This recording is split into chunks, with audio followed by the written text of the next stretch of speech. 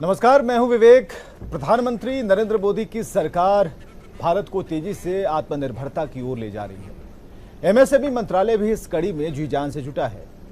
उद्यम registration portal के जरिए एमएसएमई उद्यमियों के रजिस्ट्रेशन की मुहिम परवान चढ़ रही है। रफ्तार में है, बिल्कुल आसान है और मुफ्त भी है।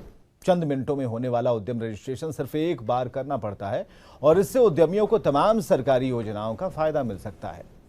यहाँ खास बात यह है कि उद्यम रजिस्ट्रेशन के लिए कोई दस्तावेज अपलोड नहीं करना होता। और आप जानते हैं कि नेटवर्क 18 ने उद्यम रजिस्ट्रेशन के लिए खास मुहिम चलाई है, आगे बढ़ो इंडिया। जिन एमएसएमईज ने अभी तक रजिस्ट्रेशन नहीं कराया है, जिन्हें नहीं पता कि रजिस्ट्रेशन के क्या फायदे हैं, उनके लिए इस मुहिम के आखिरी पड़ाव पर हम लेकर आए हैं ये खास कार्यक्रम। और हमारे साथ इस बारे में चर्चा करने के लिए तीन खास मेहमान मौजूद हैं। हमारे साथ प्रदीप कुमार है, निदेशक एमएसएमई विकास संस्थान से। बहुत बहुत स्वागत है सर। हमारे साथ रौनक चौधरी हैं जो कि प्रोप्राइटर हैं चाचा चौधरी मसाला से, आपका भी बहुत बहुत स्वागत है। और सुमन शेखर हैं जो कि महामंत्री लघु उद्योग भारती से हैं, बहुत बहुत स्वागत है आप तीनों का। तो सवाल जवाब और चर्चा शुरू करने से पहले आइए सुनते हैं कुछ हमारे बॉलीवुड के सितारे उद्यम रजिस्ट्रेशन के बारे में आपसे क्या कह रहे हैं। हाय, मैं हूँ श्रुति हासन। जिंदगी हो या प्रोफेशनल लाइफ, हिट या मिस होता रहता है, लेकिन अगर आप एमएसएमई उद्यमी हैं और कारोबार में हमेशा हिट रहना चाहते हैं तो उद्यम रजिस्ट्रेशन पर रजिस्टर कीजिएगा।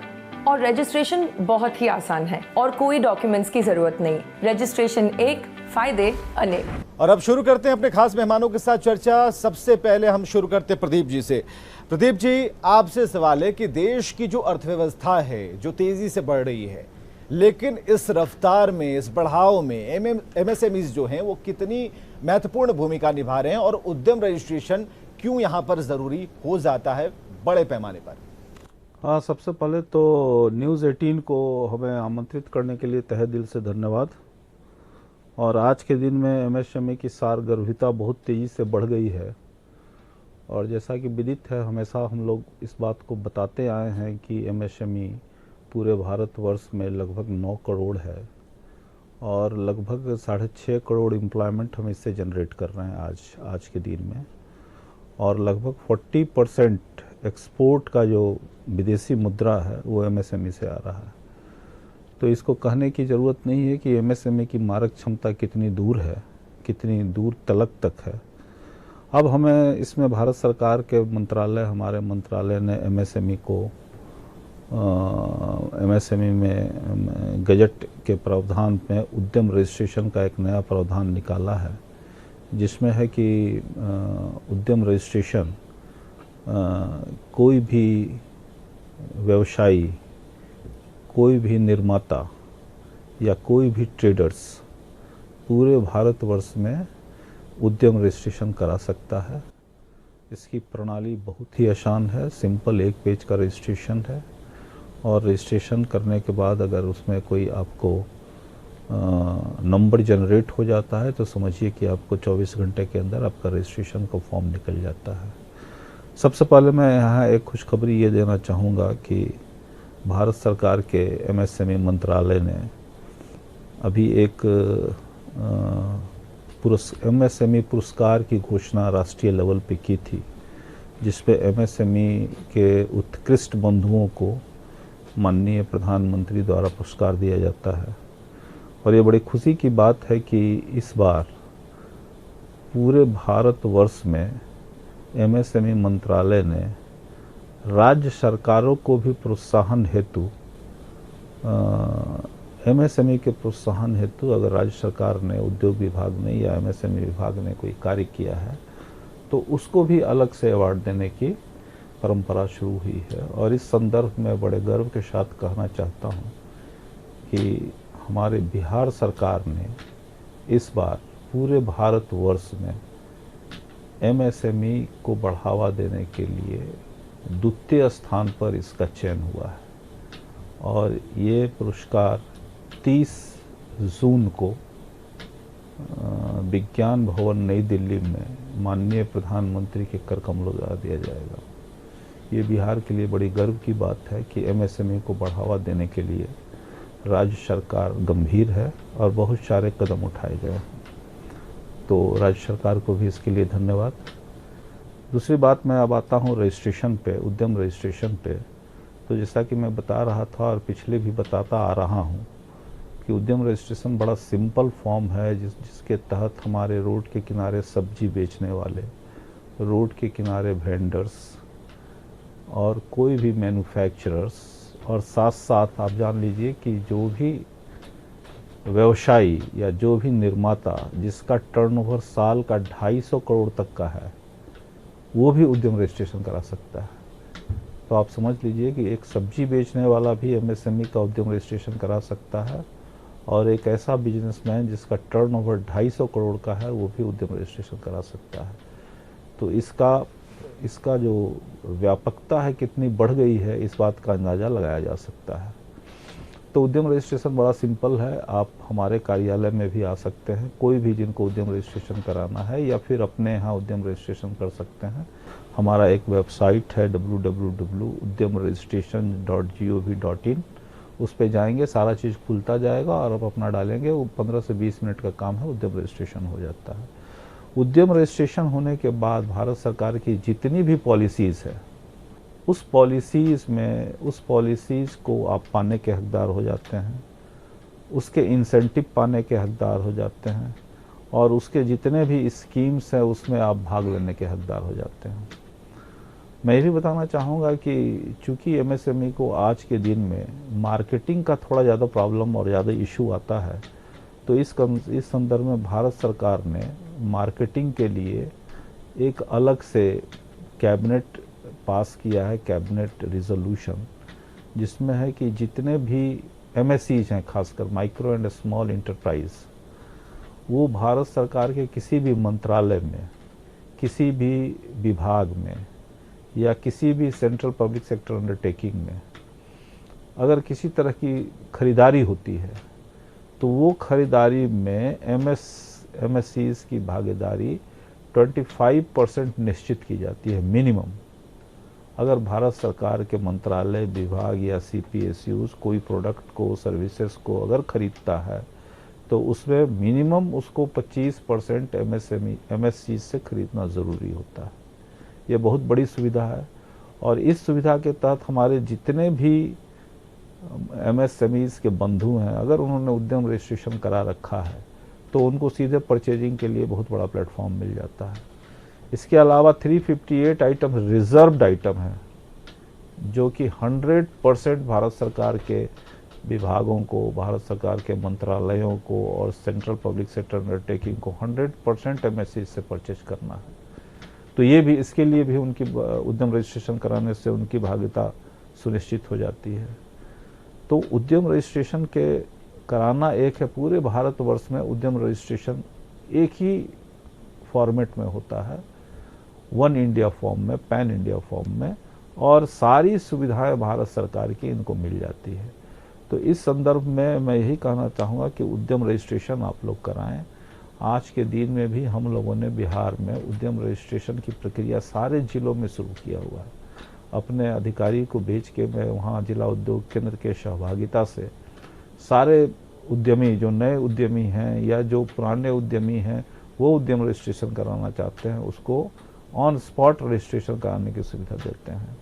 और उसके बाद भी कोई अगर छूट जाते हैं तो हमारे कार्यालय में आए, पटना में आए या मुजफ्फरपुर में आए, और वहाँ पर हमारे अधिकारी उनको उद्यम रजिस्ट्रेशन करके देंगे। ये बात का एश्योरेंस मैं हमेशा देता हूँ और मैं करता भी हूँ। तो ये सबको देखने के लिए आपको उद्यम रजिस्ट्रेशन कराना बहुत अनिवार्य है। उद्यम रजिस्ट्रेशन करा लेने से न सिर्फ आपकी मार्केटिंग सिक्योरिटी बढ़ जाएगी, आप इंटरनेशनल ट्रेड फेयर में आप भागीदार हो जाएंगे, जीरो इफेक्ट जीरो डिफेक्ट कहलाने वाले आप यूनिट हो जाएंगे, जिसमें भारत सरकार की बहुत सारी सुविधाएं अभी जेड स्कीम के तहत, जीरो डिफेक्ट जीरो इफेक्ट के तहत शुरू की गई हैं, वो सुविधाएं आपको उद्यम रजिस्ट्रेशन से मिल जाएगी।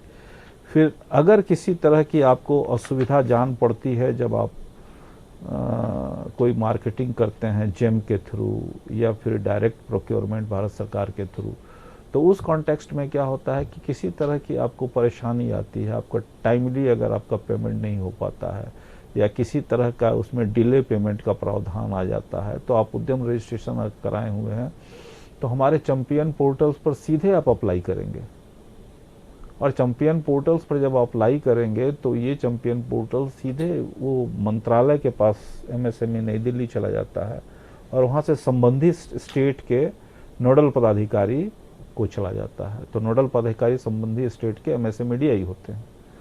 अब वो नोडल पदाधिकारी का काम होता है कि वो जिससे भी संबंधित शिकायतें हों, चाहे वो राज्य सरकार से संबंधित हो, चाहे वो केंद्र सरकार के किसी भी विभाग से संबंधित हो, चाहे वो प्राइवेट सेक्टर से हो। देखिए, मैं बहुत बड़ी बात बता रहा हूँ कि चाहे वो प्राइवेट सेक्टर से भी अगर उनकी कोई शिकायतें एमएससीज की रही है, तो एज ए नोडल अधिकारी थ्रू चैंपियन पोर्टल्स हमसे स्पष्टीकरण मांगते हैं कि भाई ये जो लिखा है इसमें इनकी शिकायत को आप दूर कीजिए, और दूर करके हमें अवगत कराइए कि आप हाँ इनके शिकायतों का आपने एड्रेस किया है, आपने सुनवाई की है, और इस तरह से हम उसके शिकायत का निपटारा भी करते हैं अगर आप उद्यम रजिस्ट्रेशन में किए हुए हैं। उस तरह से उद्यम रजिस्ट्रेशन में और भी बहुत सारे बिजनेस इनक्यूबेटर्स में, स्टार्टअप में हम लोग साथ देते हैं। सीजीटी एमएससी, अगर क्रेडिट गारंटी फंड में एमएससी, इसको 2 करोड़ रुपए का बैंक गारंटी दी जाती है। उसमें जनरली आप जानते हैं कि बैंक को थोड़ी असुविधा होती है जब वो किसी उद्यमी को, खासकर माइक्रो एंड स्मॉल उद्यमी को लोन देते हैं, तो उनमें कोलेटरल, सिक्योरिटी, गारंटी, ये सब का बड़ा प्रावधान होता है। तो भारत सरकार ने सीजीटी एमएससी के द्वारा 2 करोड़ रुपये का प्रावधान किया है कि अगर 2 करोड़ तक का आपको लोन चाहिए तो भारत सरकार ही उसकी गारंटर बन जाती है। ये बहुत बड़ी बात है। तो इस तरह की और भी बहुत सुविधाएं हैं भौतिक संपदा का अधिकार में। और अगला सवाल हमारा सुमन जी से ये है कि सुमन जी, हमें ज़रा ये बताइए कि आपकी नज़र में एमएसएमई मंत्रालय की इस मुहिम का जो कारोबारी हैं, जो कि कारोबार कर रहे हैं, उन्हें कितना फ़ायदा मिल रहा है? रिकॉर्ड्स क्या कहते हैं? जी नमस्ते आप सभी को। जो एमएसएमई मंत्रालय भारत सरकार के द्वारा जो ये जितने भी सुविधाएं दी जा रही है, ये बहुत ही लाभदायक है। और ख़ास करके जो उद्यम रजिस्ट्रेशन, जैसा कि अभी सर ने भी बताया, मैं अपनी बात बता दूं कि जब मैंने अपना कारोबार शुरू किया था, मैं अपना नौकरी छोड़ करके अपना उद्यम लगाया था, उसके बाद से मैं देखा कि जब मुझे पहले कुछ भी नहीं मिल रहा था, बाज़ार नहीं मिल रहा था, कैसे मैं इस चीज़ को स्टार्ट करूं, कैसे मैं क्या करूं, ये मैं नहीं था। जब हमने लगाया, फिर हम जब एमएसएमई विकास संस्थान पटना से संपर्क में आए, उसके बाद हमने अपना उद्यम रजिस्ट्रेशन कराया। उस टाइम उद्योग आधार हुआ करता था। उद्योग आधार में जब हमने रजिस्ट्रेशन कराया, कई सारे हमने वेबिनार, सेमिनार अटेंड किए, फिर हमें उसके बारे में जानकारी मिली। उसमें फिर एक जितने ही प्लेटफॉर्म, सबसे पहले एक पीएमएस करके चलता था, अभी भी है स्कीम, लेकिन हमारा जो उसमें माई एमएसएमई ऐप आता था गूगल प्ले स्टोर पे, उस टाइम हम लोगों ने उसमें रजिस्टर किया था और डाटा बैंक क्रिएट किया था। डाटा बैंक में रजिस्ट्रेशन हो जाने के बाद क्या होता है, बहुत सारी सुविधाएं जो भी मंत्रालय के द्वारा दी जा रही है उसका लोगों को लाभ मिलता है। पीएमएस स्कीम जो पब्लिक, ये हमारा जितना भी ट्रेड फेयर होता है या उसमें हमारा रिम्बर्समेंट होता है, उसके बाद जो मार्केटिंग प्लेटफॉर्म, कई सारे ऐसे प्लेटफॉर्म हैं जिससे लोगों को लगाने के लिए सहायता होती है। उद्यम रजिस्ट्रेशन रहने के बाद महिलाओं को 100% सब्सिडी, किसी भी जगह में हम अपने अगर देश में, राज्य में अगर कोई ट्रेड फेयर में पार्टिसिपेट कर रहे हैं तो उसका रिम्बर्समेंट मिलता है। अगर जो जनरल कैटेगरी के लोग हैं उनको 80%, और मतलब कैटेगरी SC/ST कैटेगरी के हैं 100%। इस कई सारे ऐसी सुविधाएं हैं जो उद्यमियों को इसके माध्यम से मिलता है, और ये बहुत ही लाभदायक है। पहले उद्योग आधार हुआ करता था, आज के डेट में ये उद्यम रजिस्ट्रेशन हो गया है, और यह बिल्कुल निःशुल्क प्रक्रिया है। ऑनलाइन कोई भी, आज के डेट में हर उद्यमी के पास एंड्रॉयड फ़ोन होता है, ईजिली हम लोग कहीं से भी कैसे भी बैठ के इसको कर सकते हैं। काफ़ी सारी इसमें सुविधाएँ हैं जिसका लाभ लोगों को मिल रहा है। आप देख रहे हैं नेटवर्क 18 की खास पेशकश आगे बढ़ो इंडिया। कुछ ही देर में हम फिर हाजिर होंगे, देखते रहिए ये खास कार्यक्रम। आप देख रहे हैं उद्यम रजिस्ट्रेशन पर हमारी खास पेशकश आगे बढ़ो इंडिया। चलिए चर्चा को आगे बढ़ाते हैं। बिल्कुल रौनक जी, आपसे भी सवाल है कि क्या ये हम कह सकते हैं इस दौर में, अभी इस सिनारियो में, कि उद्यम रजिस्ट्रेशन मुनाफे की दौड़ में शामिल होने के लिए सही रास्ता है, और जो उद्यमी ऐसा नहीं करेंगे या नहीं कर रहे हैं वे पिछड़ जाएंगे? जी बिल्कुल सही बोला आपने। बेसिकली अभी क्या है कि उद्यम रजिस्ट्रेशन होने से आप एक फॉर्मलाइज हो जाते हो कि आप एक बिजनेस हो, आप एक उद्यमी, आप एंटरप्रेन्योर हो। तो जैसे एक इंसान का आधार कार्ड होता है, उसका यूनिक आइडेंटिफिकेशन नंबर, वैसे ही एक बिजनेस का आइडेंटिफिकेशन एक उद्यम आधार होता है या उद्यम रजिस्ट्रेशन होता है। तो वहाँ बहुत ज़रूरी है। आज के दिन में बिहार के संदर्भ में बात करें तो आपको पता होगा या मेरे दर्शकों को पता होगा कि काफ़ी बिहार की स्कीम्स आ रही है गवर्नमेंट की, सब्सिडीज़ हैं, कैपिटल सब्सिडीज़ हैं, या अगर फूड की बात करूँ तो एग्रीकल्चर डिपार्टमेंट के बहुत सारे सब्सिडीज़ हैं। तो इन सब सब्सिडीज़ को लेने के लिए सबसे ज़रूरी क्या है, आपको उद्यम रजिस्ट्रेशन होना चाहिए। तो अगेन वो उद्यम रजिस्ट्रेशन होने सब्सिडी जब आती है तो वो प्रॉफिट का एक पार्ट बन जाता है। अगर आप वो नहीं ले रहे हो तो आप उस प्रॉफिट पे पार्ट को मिस ऑन कर रहे हो। तो वो बहुत इंपॉर्टेंट है कि आप इस तरह से रजिस्ट्रेशन करा लीजिए। काफ़ी आसान प्रोसेस है, जैसा कि सुमन जी ने और प्रदीप सर ने बताया कि सीधा मतलब सेल्फ हेल्प पोर्टल है, वेरी इजी टू, आप बहुत इजीली उसको रजिस्टर कर सकते हैं और कुछ भी नहीं करना है। लैपटॉप जिसके पास भी है, इंटरनेट कनेक्शन है, गूगल पे जाकर उद्यम रजिस्ट्रेशन टाइप करेंगे, पोर्टल खुल जाएगा, सर ने लिंक बताया है और आप उस पर रजिस्टर कर सकते हो। कुछ खास डॉक्यूमेंट लगते नहीं है उसमें। जिन लोगों का उद्योग आधार है उनको माइग्रेट करना है उद्यम रजिस्ट्रेशन में, उसमें तो और कुछ भी नहीं है, सिर्फ आप लॉगिन करो, वो ऑटो फिल डिटेल आते हैं। एक सवाल है कि जिन्होंने रजिस्ट्रेशन करवा लिया है उन्हें भी क्या पोर्टल पर आकर रजिस्ट्रेशन कराना पड़ेगा? पिछली व्यवस्था क्या अब भी कारगर है? जी, उद्योग आधार जिनका भी है उन सबों को अभी 30 जून से पहले माइग्रेट करना है उद्यम रजिस्ट्रेशन में। और उस रजिस्ट्रेशन करने के लिए क्या है, आप पोर्टल में लॉगिन करो अपने एग्जिस्टिंग आईडी से, आधार कार्ड, सॉरी उद्योग आधार आईडी से, और वो फॉर्म इज ऑटो फिल्ड, मतलब उसमें सब कुछ डॉक्यूमेंट भरा हुआ है। सिर्फ आप उसको एक बार रिव्यू करो, अगर कुछ चेंजेस करने हैं उसमें आपको, सपोजिंगली आपको कुछ नंबर चेंज करना है, ईमेल चेंज करना है, उसमें चेंज करो और सबमिट कर दो। ऑटोमेटिकली 24 आवर्स से 48 आवर्स के बीच में वो रजिस्ट्रेशन होकर के आपकी ईमेल पे आ जाता है। तो बहुत इजी प्रोसेस है, जिनको माइग्रेट करना है उनके लिए तो बहुत आसान है, मतलब इट्स ऑटो फिल्ड, कुछ डॉक्यूमेंट नहीं चाहिए, सिर्फ आपको सेलेक्ट करके सेव करके सबमिट कर देना है और कुछ भी नहीं करना है। प्रदीप जी, मोदी सरकार के 8 साल हो गए और इस दौरान एमएसएमई क्षेत्र जो है, ये कहा जा रहा है कि कायाकल्प की बात इसमें जोड़ी जा रही है। क्या आप कितने सहमत हैं कि कायाकल्प हो गया? नहीं, एमएसएमई का कायाकल्प तो हुआ ही है। एमएसएमई के कायाकल्प होने से देश का कायाकल्प हो जाएगा। एमएसएमई हमारी आर्थिक व्यवस्था का रीढ़ का हड्डी है। तो एमएसएमई का कायाकल्प में आप देख रहे हैं कि सरकार ने जितनी भी सुविधाएं दे रखी हैं वो इसके कायाकल्प के लिए ही दे रखी है। अब किसी तरह की सुविधाएं, आपको लोन की सुविधाएं हो, आपको सब्सिडी की सुविधाएं हो, आपको मार्केटिंग की सुविधाएं हो, आपको इंटरनेशनल ट्रेड फेयर में जाने की सुविधाएं हो, आपको जी टैगिंग लेना हो, आपको आईपीआर लेना हो, आपको ज़मीन स्टेट गवर्नमेंट से लेना हो, आपको बिजली लेना हो, मैंने किसी तरह की सुविधाएं इस एमएसएमई के परिप्रेक्ष्य में अछूता नहीं है। तो इतनी तरह की सुविधाएं अगर मिली हुई हैं और उसके बाद भी अगर एमएसएमई आगे न बढ़े तो ये सोचनीय बात है, और ये सोचनीय बात अब नहीं रही है क्योंकि एमएसएमई बहुत तेजी से आगे बढ़ रहा है। सर एक बात और जोड़ना चाहूँगा कि जो भारत में खादी और जो ग्रामोद्योग है, पिछले 8 साल के दौरान कितनी तरक्की हुई है, आप हमें ज़रा इसे एक्सप्लेन कीजिए। और जो पीएम रोजगार सृजन कार्यक्रम की जो उपलब्धियां हैं, कुछ और नए कदमों के बारे में क्या आप हमें कुछ बता सकते हैं? हाँ, नहीं, देखिए, ये जो खादी एंड विलेज इंडस्ट्रीज़ है और प्रधानमंत्री एम्प्लॉयमेंट जनरेशन प्रोग्राम है, पीएमएजीपी, ये सब जो विंग्स हैं ये हमारे मंत्रालय में आते हैं। केवीआईसी हुआ, जिसके तहत पीएमएजीपी की आप बात बोल रहे हैं, तो आप इसी से अंदाज़ा लगा सकते हैं कि पहले पीएमएजीपी में हम लोग 25 लाख तक का ही लोन सैंक्शंस कर सकते थे और कोई प्रोजेक्ट 25 लाख के ही दायरे में लोन सैंक्शंस होता था। अभी आप देखिए कि उसको सीधे 50 लाख कर दिया गया। तो ये बहुत बड़ी छलांग है कि पहले आपका प्रोजेक्ट आपको 25 लाख में ही बनाना होता था, अब 50 लाख तक का प्रोजेक्ट आप बना सकते हैं और उसमें 25% की सब्सिडी आपको मिल जा रही है। इसमें टर्म लोन और वर्किंग कैपिटल को अब 2 सेगमेंट में डिवाइड कर दिया गया है, जिससे क्या होता है कि आपको न सिर्फ प्लांट एंड मशीनरीज में ही लोन मिलेगा, आपको वर्किंग कैपिटल में भी लोन मिल जाता है। तो आपको किसी भी तरह से असुविधा की शिकार नहीं होना पड़ता है। और मार्केटिंग के लिए देख लीजिए कि पूरा sky is open, sky is the limit.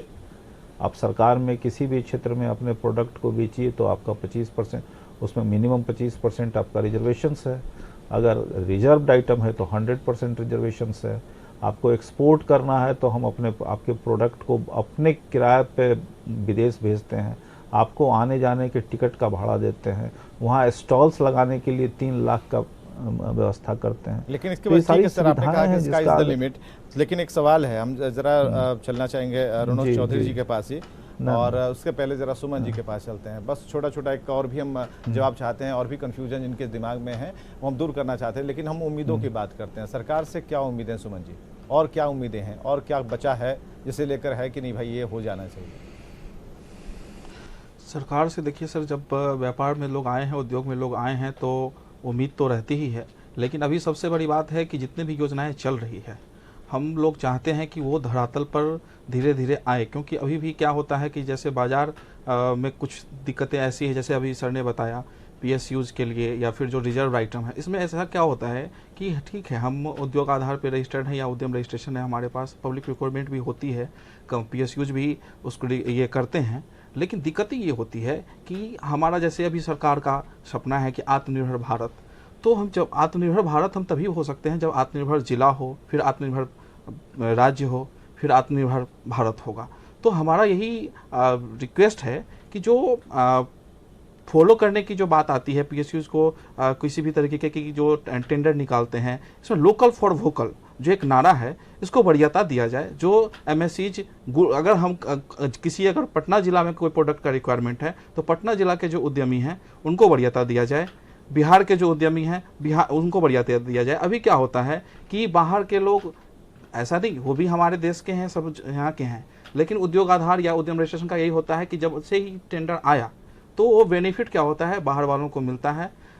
तो हम ये चाहेंगे कि वरीयता मिलनी चाहिए, प्रेफरेंस मिलना चाहिए, लोकल परचेज प्रेफरेंस जो है वो होनी चाहिए। चलिए ठीक जिससे है। क्या होगा कि यहाँ के जो उद्यमी हैं, आपसे एक सवाल कि जो नए उद्यमी हैं या फिर जिन्होंने रजिस्ट्रेशन नहीं कराया, एक अपील जरूर होनी चाहिए इस कार्यक्रम के तहत, क्योंकि रजिस्ट्रेशन में उनकी जो देर है उनके लिए परेशानी बनेगी या फिर आगे जाकर भविष्य में उनकी जो रफ्तार है उसमें कमी आएगी। तो एक अपील हम आप चाहेंगे कि आप जरूर करें।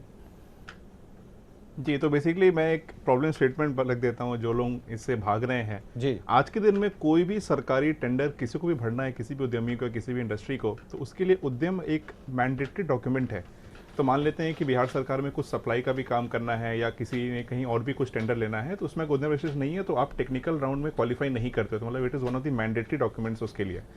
तो ये तो सबसे बड़ी बात है कि जैसे हम लोग टेंडर के बारे में बातें कर रहे हैं, तो एक तो प्रेफरेंस मिलता है और उसके बिना आप अप्लाई ही नहीं कर सकते हो, तो प्रेफरेंस की बात ही अलग है, वो एक मैंडेटरी डॉक्यूमेंट है। तो वो एक बहुत बड़ा ये है कि आप अगर वो है तो you can go head and get it in, सरकारी में सप्लाई कर सकते हो, नंबर 1।